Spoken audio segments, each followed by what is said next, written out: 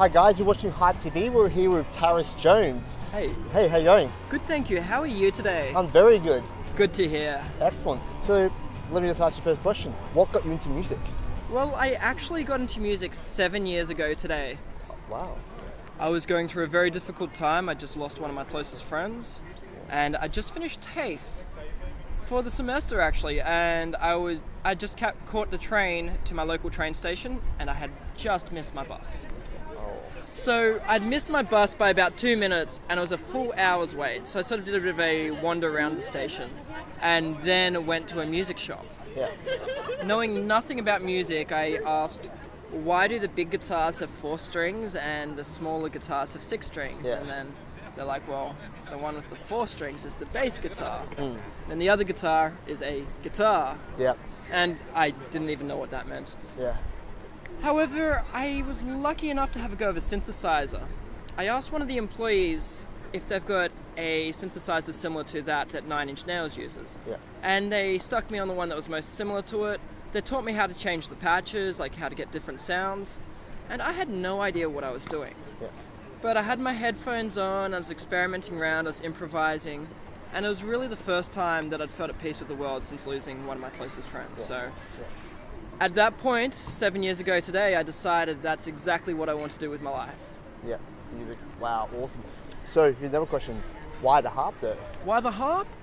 Just availability. I always wanted to be a synthesizer player. However, I couldn't afford it at the time. So I decided on the harp just because my mum plays. It's not because she got me into it, it's just because it was there. Yeah. And I'm lucky that it was there because it's quite a distinctive and unique instrument, and it's provided me with a lot of happiness. And Nice. Awesome. yeah. Yeah. So, you actually played recently at the Opera House. So, tell me a bit about that. I did play recently at the Sydney Opera House.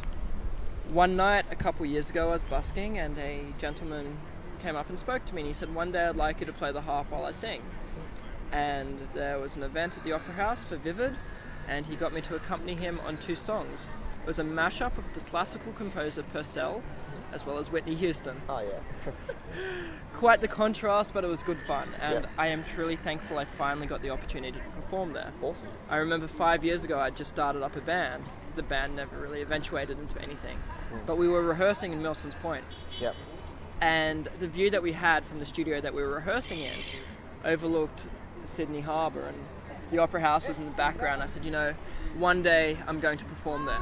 Yep. And that was just maybe a month shy of 5 years ago. So it's good to have finally ticked off that little goal. Awesome, dude. That's fantastic. Yeah. So, another question as well. New CD. You've got a new CD coming out. Yes, I've got a new Yeah. CD coming out. I hope to launch it around about November. Nice. It will be titled Beneath the Night Sky. Cool. It's got 13 tracks on it. It's predominantly my own compositions. However, there are also a few folk songs on there, like Green cool. Sleeves and Scarborough Fair. And Yeah. it's predominantly a harp CD, but also has flute, violin, and cello, Yep. as well as an instrument I recently purchased called a seaboard. Nice. Seaboards are quite possibly the coolest thing ever. Yeah. Awesome. And so you've done a world record attempt. I'm interested to hear about this. Okay, yeah, so I achieved a world record last year. It was the longest time continuously playing the lyre. I played for 10 hours, 10 minutes, and 10 seconds. Yep. It all started out with a joke as friends, and since I had sort of committed to the joke, I had to go through with it. Yeah. And I really didn't enjoy it. It was not a fun day. There was not a single enjoyable aspect of it. Yeah. I literally had to sit on my couch for 10 minutes playing a lyre. Oh my gosh. Yeah. And my fingers were blistered and bruised, geez. and Yeah. I was exhausted. Afterwards, I still managed to go to the gym that night. Oh, awesome. Still. And then the day after, I went busking. The day after that, I played at a wedding. It was a full-on week, and that's my hardcore, fingers man. really felt it. Yep. Wow. Awesome. So another thing as well. So you recently acted in a commercial. What can you tell me about that? Like that was about I think a year ago, was it? It was probably about 9 months ago. It 9 wouldn't be months a ago. full year ago. Yeah. Wow. There's only so much I can say in regards to that due to a non-disclosure agreement. Non-disclosure agreements are very standard for all things acting. Of course. Yes. But I was very lucky as I got to work with Chris Hemsworth. I got to act with him. Awesome. He was a really cool guy, really great to work with. He's a good person, and he takes a legitimate interest in people. Absolute pleasure. Okay. I can't really say anything about how it was filmed or the Of procedures course, or that's anything, fine. but it was a very positive experience, and I'm thankful I got to do it. That's awesome, man. Cool. So, do you have any future endeavors, like in the future, what you'd love to do? I do have some future endeavors. As we spoke about, my album Beneath the Night Sky is coming out in November. Yep. However, for the CD launch, I'm doing a live concert, and I'm wanting that concert to be the first time I use my new harp that I'm making. I am making a very innovative and difficult harp to make. There's two main types of harps. There's lever harps and there's pedal harps. I don't think I've got the time to explain the subtleties as to how it actually works. However, harps will either be a lever or a pedal harp. This one is going to be the very first one that is both of them. It is also both MIDI and electric. Awesome. MIDI meaning digital, like a keyboard or a synthesizer, where when I'm playing MIDI, it doesn't actually make a sound. It sends on-off messages to a computer saying which note has been played and for how long. Thus, I can make it sound like any instrument I want, just like a keyboard. Yeah. And it can also be electric, where I amplify the actual sound of the strings. I am working very hard on that at the moment. It is quite a stressful little project, but it is rewarding. It is costing me an arm and a leg financially. It's sending me broke, but hopefully I get the return on the investment one day. Yep. Awesome. Yeah.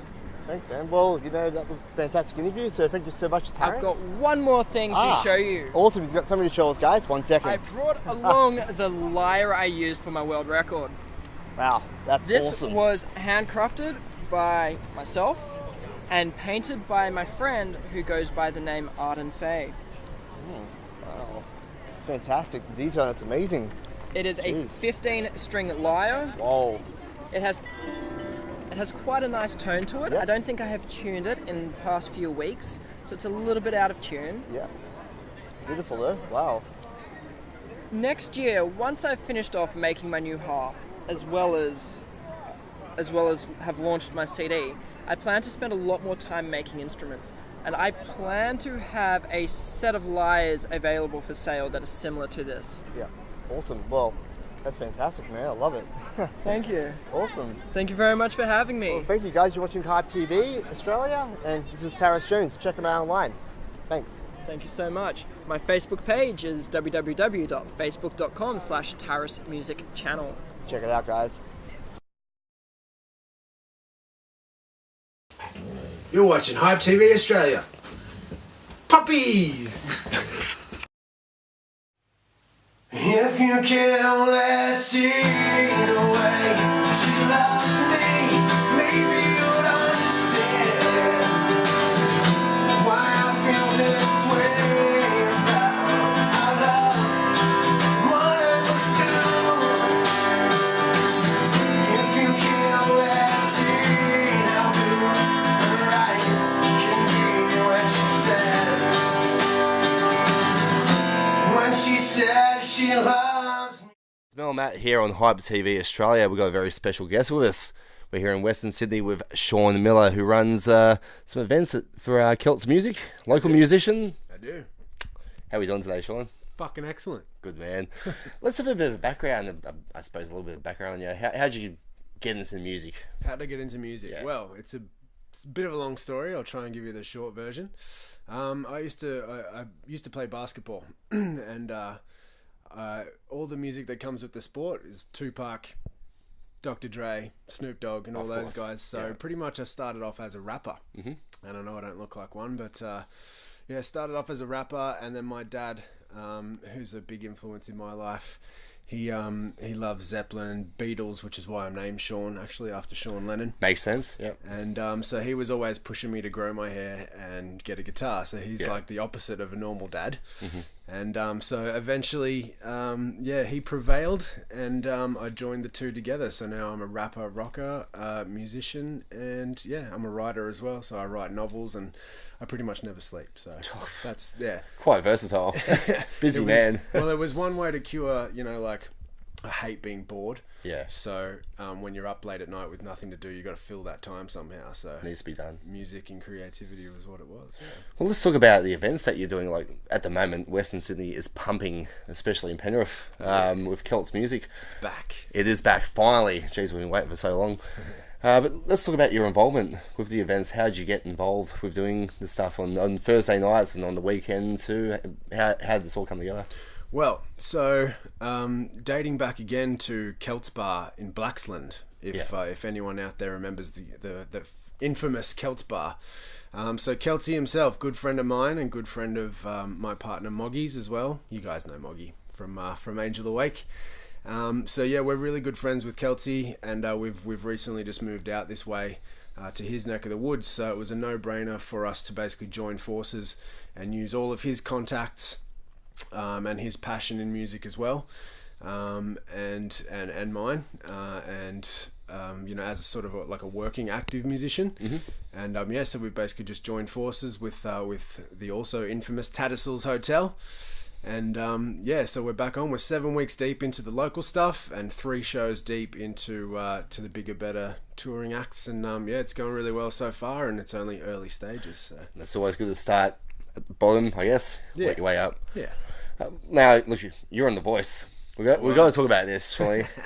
We do. We have to. Yep, The Voice. Now, I guess, how they approach you. Like, if you don't know, guys, surely saying Tonic, if you can only see, got through and was looked after by, what's her name from Destiny's Child? Kelly Rowland. Kelly Rowland. We all know Kelly. So, Hey, Kelly. how was it working for The Voice? Like, what was the experience like? Yeah, well, sort of contrary to popular belief with people in sort of the more underground scenes like hip hop, rock, and sort of my arenas and areas aren't really fans of The Voice and sort of the format and everything, and I sort of went into it sort of with that in mind as well. However, to make things work in this world, you got to open every door. Yeah. And or you've got to knock on every door. Not all of them open, but you knock on all the doors, you're going to get the most amount of doors opened. That's the truth. So this was another thing doing that for me, and I was sort of behind enemy lines with the whole thing. But in saying that, just like everyone else probably thinks, there'd be a panel of suits, from executives from a TV company saying, entertain us or die. Yeah. But it really wasn't. It was really the polar opposite of that. So every staff member from the director down to catering was an inspiration. Mm-hmm. Every single artist I met, there were like, you'd think that having all these creative divas and singers and things like that, it would have been a bit of a struggle backstage. You would think so. Yeah, but it wasn't that either. It was every single person I've come into contact with. All of the people that you've watched on season 7 are all amazing. Everyone from people that got knocked out to the blinds to the very winner of this year have been incredible. Yeah. Great. So has this branched out any further opportunities for you? Like, has anyone picked you up and went, oh, this is all right? Or... not exactly yet, but I mean, look, it's early days. The show's still going, so currently, right, as we speak, the lives are on now. I've got sort of a meet and greet tomorrow, sort of with them as well in Blacktown too. So hopefully, I would have seen some of you guys there. Yeah. But yeah, look, it was an absolute whirlwind, and I wouldn't change it for the world. And just being on something like The Voice, it inspires me to keep going. So even if nothing else came out of it, and I had to go back to the drawing board, I still wouldn't change it for the world. But yeah, look, I've had little opportunities. I've had you guys, of course, Hype TV. Can't get much better than that. That's right. A couple little write-ups, couple little meet and greets, and just really, really responsive fans. So I was in Campsie a couple of weeks ago for The Voice, and I had people coming up to me with phones, like with their parents, really? On the lines, speaking to them in the middle of signing stuff and meeting people, and people coming up to me and just giving me the world of praise and support, which is overwhelming, and that's sort of what keeps you going. So you're thinking, well, in what sense? And my reply is, I will be releasing so many dope tracks to have you spending every last cent of me till you're homeless. Yeah, every week your wage wasted, so you can never afford to pay rent. The name's Sean Michael Millar. Give me your wallet, I'm stealing it. Big only got $1 bill in it. Really, man? Fuck it, I'll take it. I'm turning it into $1 million. Then I'm spending it. So let's talk about, I guess, the music that you write too. You do a lot of stuff with hip hop, which I saw you a few weeks ago doing that stuff. Are you in the process of recording some stuff, or maybe writing some new material, maybe some rockier stuff that you're doing as well? Yeah. I'm always working on stuff, which is again going back to my insomnia and needing to fill that time. That's right. Yeah. So, look, I've always got a million plans too. So at this point, I'm a little bit quiet on the writing front because I'm still sort of with the Voice at the moment, and not like they own me necessarily, but you know, I'm sort of waiting to hear if they sort of want anything else from me. If I can maybe write for them, or you know, just any other opportunities that still might arise from my time there. However, myself and Moggy have decided that we've been on a little bit of a hiatus for Angel Awake, but Angel Awake is coming back. So great, this is good news. Watch this space. So there's the rock side of it, and I do have some old songs, and I will be writing some new songs for a solo rock rap album for myself as well. Fantastic. Yeah, so it's gonna be like Kid Rock, or maybe probably not like Kid Rock. Somewhere between. I mean, I sort of mix genres a fair bit, but somewhere between like ICP, Head PE, Limp Bizkit, Linkin Park sort of vibe. I guess for sure. You could probably Great stuff. Now, being heavily involved in the Western, Sydney rock scene at the moment, what's your opinion on today's scene? I'm quite new out here, so my job at this point is to reach out and speak with and spend time with everyone from around here, and sort of not figure that out for myself, but see, it's more about what the people here think. That's the most important part, because at the end of the day, you can have the venue, you can have the bands, but if you don't have the people, it all falls apart, right? That's the truth. So from so far 7 weeks deep, it's been hurting, and it's been quiet a little bit, which sort of reflects Sydney as a whole. There's quite a big problem in Sydney that I've found myself being in bands like Angel Awake and Solo and things like that. But also it's what everyone is saying, from band member to booker promoter to patron. Yes. The whole of Sydney's sort of in that sort of inside that little box that's sort of missing out at the moment. And what I've gathered so far is that, you know, I hear too many people complaining, not enough people standing up and doing something about it. That's true. So it's that age-old adage of, if you want something done right, you got to do it yourself. So now it's time. I think we've been hit by poker machines, we've been hit by lockout laws, we've been hit by, we were playing an amazing venue that would have been iconic, that a friend of ours, Roger, ran in King's Cross, called the Beat Bar. And it was the most amazing place. It looked amazing, great stage, great sound, great people. And this is what I was sort of saying before about, you can have the bands, you can have the bookers, promoters, you can have the venue, but you need the people. That's right. And all across the board in Sydney, it's been thwarted by politicians and their decisions. But we can't just blame that.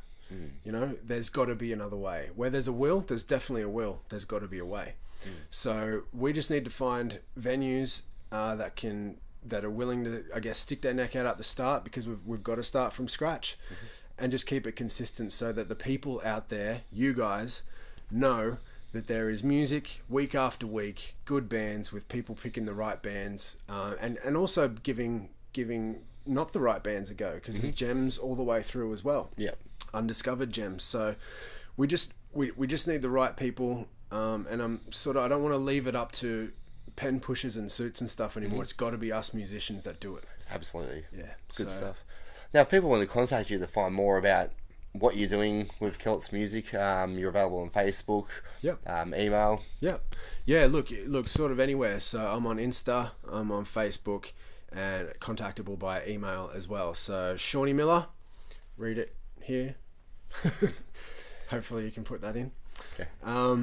So just find me on Facebook, find me on Insta, send me a message, or email me at shawnee@celtsmusic.com, and we'll talk dates, we'll talk music, we'll talk. Great stuff. Seanny, thank you so much for this interview, and we wish you all the best. Thank you so much for We'll be having here me, to support you anytime, man. Hype TV.